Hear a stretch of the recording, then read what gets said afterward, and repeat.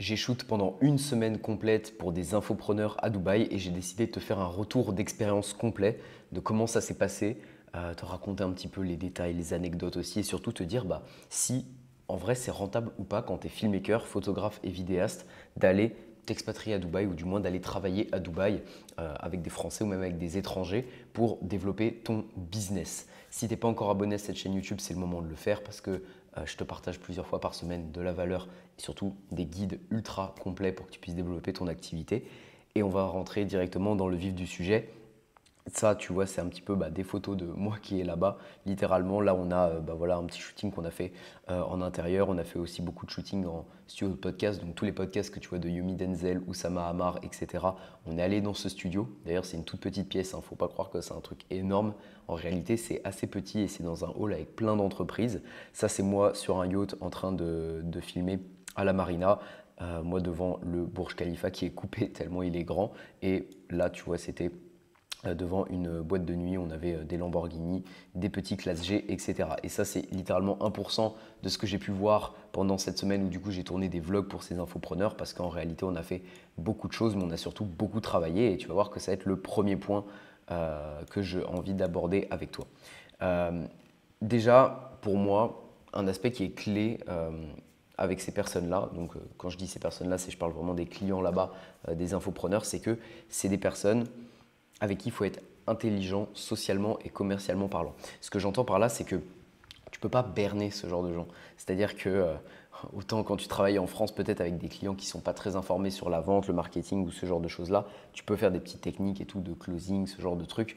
Là-bas, évidemment, c'est leur métier. Donc tu ne vas pas commencer à, tu vois, appréhender un petit peu le terrain comme tu le fais d'habitude. Par contre, ce qui est très intéressant, c'est vraiment d'être intelligent socialement. Ce que j'entends par là, c'est créer du lien avec toutes les personnes que tu vas rencontrer. Parce que, imaginons que tu y vas pour bosser avec un client là-bas, tu vas automatiquement faire du réseau. Enfin, c'est obligatoire. On va t'emmener partout, on va te faire découvrir de nouvelles personnes, de nouveaux endroits. Donc, il faut être intelligent socialement. Et ce que j'entends par là, c'est de ne pas te mettre en avant. Il y a trop de personnes quand elles veulent faire du réseau, tu sais, elles font un petit peu comme les soirées networking, LinkedIn, etc.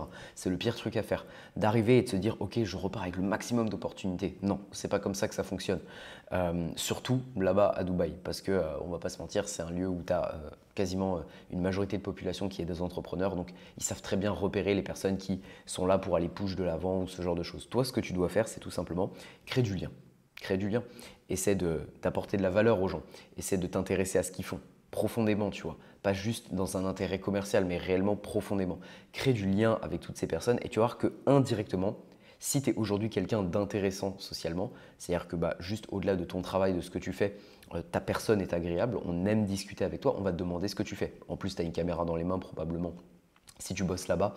Donc on va te demander si tu es photographe, vidéaste, depuis combien de temps tu fais ça. Et puis littéralement tout le monde a des projets là-bas où on a besoin de photos et vidéos. Donc le sujet va automatiquement se mettre sur la table, crois-moi. Donc déjà, ça c'est le premier point qui était hyper intéressant. Et pour le coup, moi j'ai l'habitude de faire ça, mais dans d'autres endroits, par exemple à Bali, en France beaucoup, vu que j'ai ma société en France, également à l'étranger, quand je suis allé en Suisse, quand je suis allé en Belgique, ce genre de choses-là pour le travail, en Angleterre aussi. Donc en vrai, je suis assez habitué à, on va dire, moduler un petit peu mes relations dans un sens de je m'intéresse vraiment aux gens, j'apporte vraiment de la valeur, je donne des conseils, etc. Et ça revient un petit peu comme la fameuse loi de l'attraction que j'aime beaucoup dire, hein.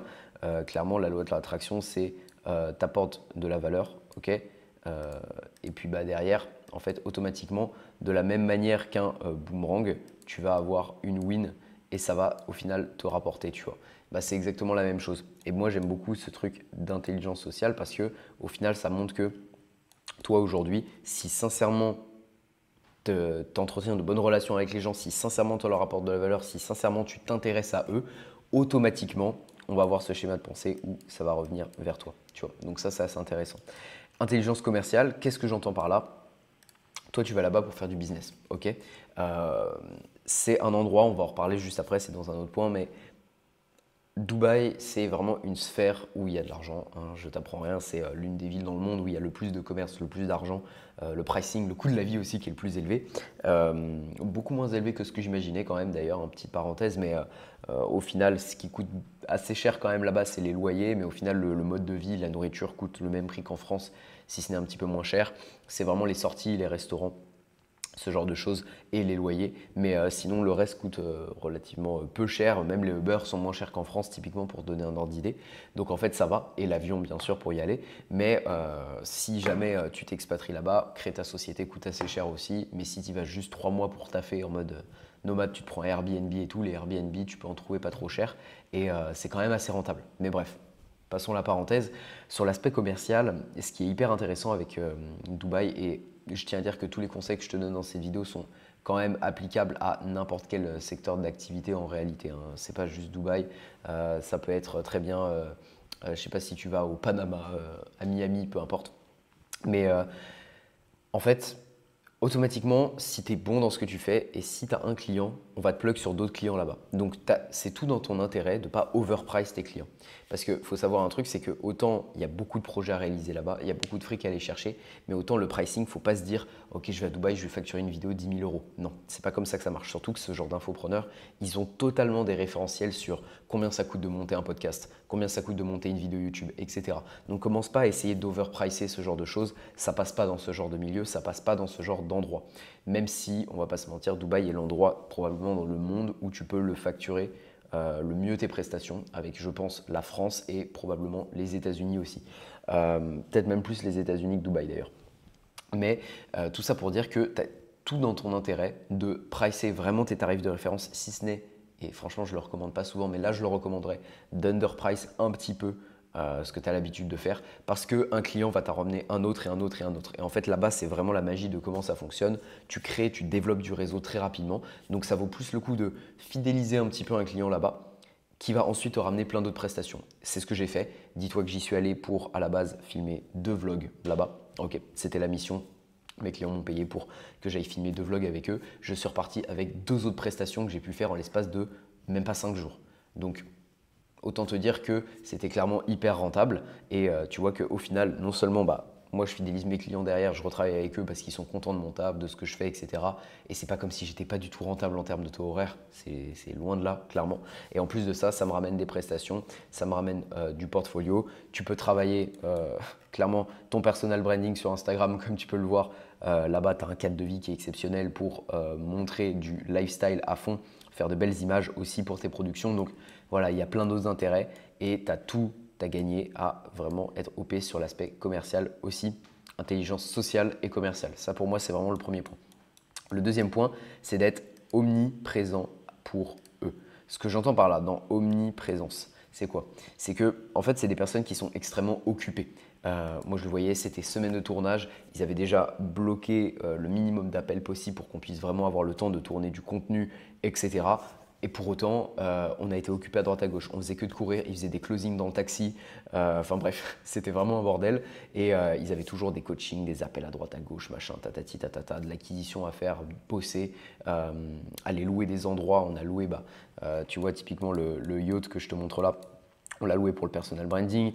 Là, on ne l'a pas actuellement à l'écran, mais on a loué des Audi R8 pour faire pareil du personal branding avec une voiture de sport. On est allé au mall, on est allé acheter plein de stuff au Dubai Mall, qui est le plus grand centre commercial du monde. Donc tu vois, tout ça, c'est de l'organisation et l'idée d'être omniprésent avec eux, c'est de leur retirer vraiment une charge mentale. On va en reparler juste après, mais c'est vraiment en fait de tout leur déléguer et dire ok, t'inquiète pas, mon taf c'est faire la vidéo, toi tu t'occupes de rien, tu vis ta journée, je te filme ton vlog, terminé, bonsoir. De leur faire un planning et clé en main. Ça pareil, c'est ce que j'ai fait aussi. Je leur ai préparé une sorte de planning en fait ultra complet où on s'est dit ok, tel jour on filme ça, tel jour on filme ça, tel jour on filme ça. Comme ça, on avait vraiment notre organisation, on avait hop, nos bullet points et on savait exactement vers quoi on allait pendant la semaine, ce qu'on avait à filmer. Et comme ça, on repart avec non seulement tout le contenu qu'on voulait, mais en plus de ça, ça montre que tu es vraiment investi, omniprésent pour eux. Et ça, c'est extrêmement cool. La preuve, tu peux aller le voir sur l'Insta New Vision Production de notre boîte de prod, si ça t'intéresse. On a pu tourner du coup des témoignages clients hyper cool à la fin de la semaine parce que ils étaient ravis du travail qu'on a pu produire rien qu'en termes de captation. Là, je vais commencer les projets, le montage, la post-prod avec eux. Mais ils étaient vraiment super contents dû à cette omniprésence. Et en fait, c'est comme ça aussi que tu vas fidéliser. Je ne vais pas m'attarder trop longtemps. On en parle déjà suffisamment ici sur cette chaîne YouTube. Mais pour fidéliser ton client, tu dois surdélivrer, tu dois vraiment apporter énormément de valeur dans ton offre. Et ça passe pas juste par faire des photos et vidéos, ça passe par apporter plus, montrer que tu es présent, montrer que tu as de la valeur à mettre sur la table, montrer que tu fournis plus que nécessaire, que tu délivres rapidement le contenu. Toutes ces choses-là, tu dois être omniprésent pour eux parce qu'ils ont des exigences qui sont élevées et c'est comme ça que tu vas te démarquer et que tu vas être leur vidéaste personnel et que tu ne vas pas juste être un prestataire qu'on fait venir mais on ne va pas retravailler avec toi. Il faut que tu sois omniprésent et que tu fasses presque partie de leur team, partie de leur équipe, tu vois. Genre, tu es leur équipe média, littéralement. Et ça, c'est un truc qui est assez intéressant. Et donc voilà, comme je te dis, petits exemples de ce que tu peux mettre en place, que moi j'ai fait pour eux.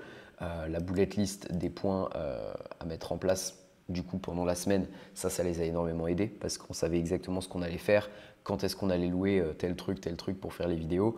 Derrière, aussi très important, les suggestions artistiques, c'est-à-dire que eux, ils avaient plus ou moins une idée précise de ce qu'ils voulaient en termes de vlog, mais clairement, le côté t'arrives, hop, tu te positionnes en tant qu'artiste et tu fais des suggestions sur on va faire ça, on va réaliser ci, on va réaliser ça, c'est forcément beaucoup plus intéressant parce que tu apportes vraiment ta patte, tu apportes vraiment ta zone de génie, entre guillemets. C'est pour ça que tu es vidéaste, c'est pour le côté créativité aussi. Et ça, ils ont énormément apprécié parce qu'aujourd'hui, tu sais, le contenu, c'est toujours la même chose. C'est toujours les mêmes reels avec les mêmes film burn que tu retrouves où ça fait hyper cliché, infopreneur, Dubaï, copier-coller sur tout le monde, ce genre de choses.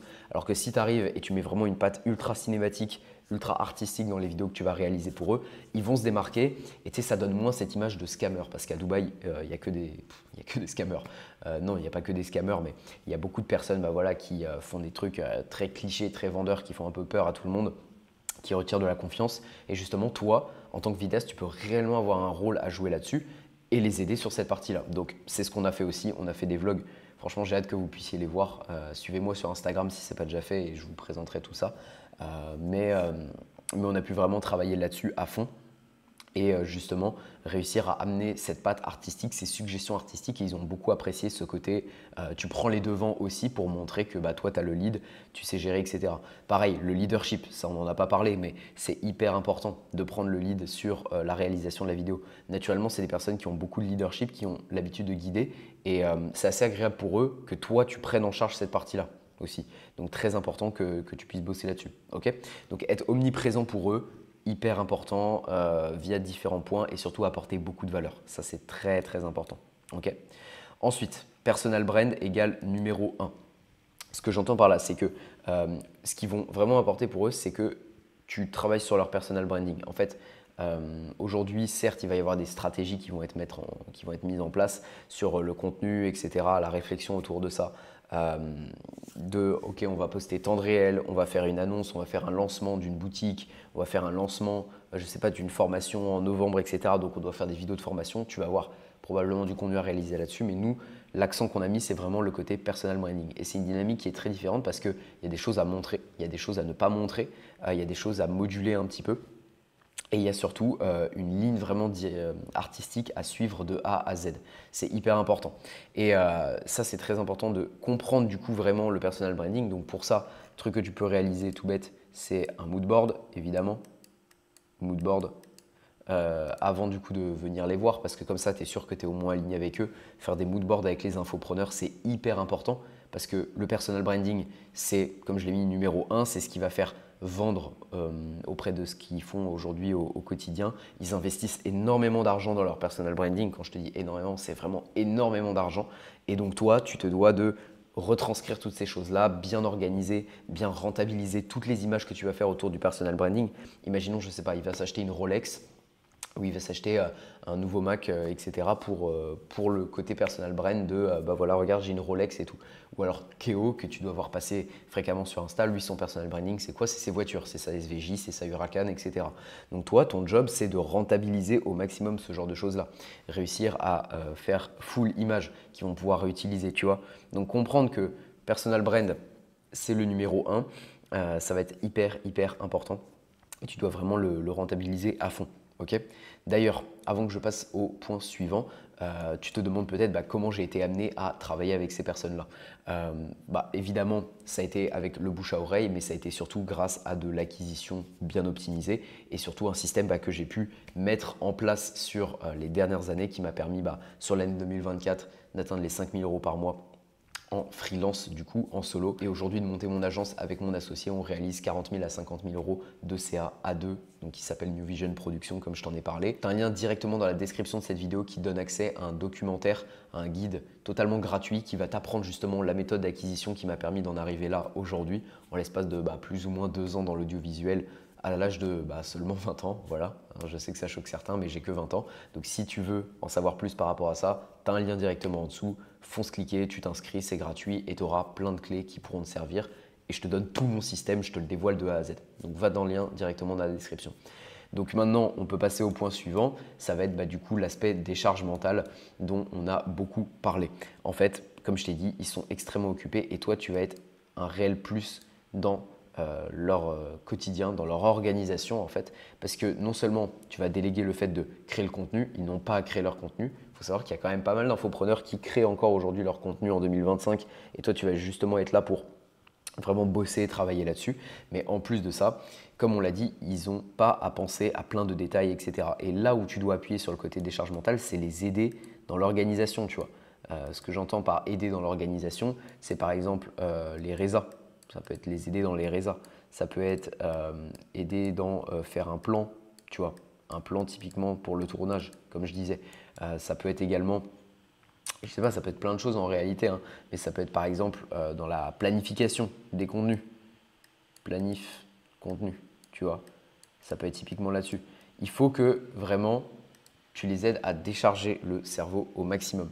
Et le truc qui peut encore plus décharger mentalement, c'est de se dire, ok, on va respecter des délais. Parce que ça, pareil, sur les deadlines, très souvent, ils ont des lancements à faire, ce genre de choses. Et donc, les délais sont extrêmement importants. C'est vraiment une pierre angulaire aujourd'hui dans la collaboration avec eux. Et donc, les deadlines, ok, tu dois vraiment les respecter.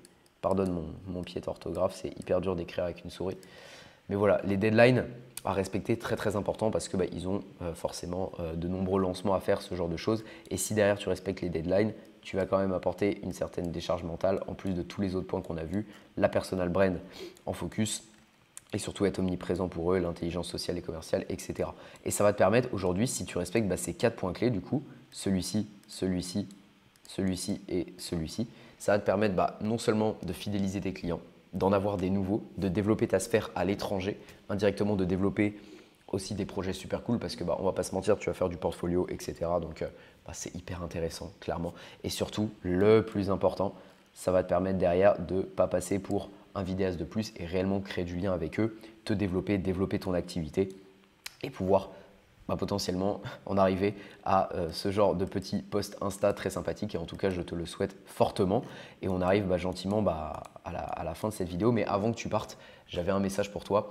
Comme je te l'ai dit précédemment, tu as un lien du coup dans la bio où tu peux découvrir le protocole qui m'a permis d'en arriver là aujourd'hui. J'aurais jamais cru il y a 3 ans pouvoir travailler à Dubaï avec des infopreneurs comme ça, pouvoir faire des projets, shooter des bagnoles de rêve littéralement parce que moi je suis passionné d'automobile, donc j'ai pris vraiment beaucoup de plaisir pendant ce voyage. Donc fonce checker le lien qui est dans la bio, ça va donner le protocole complet.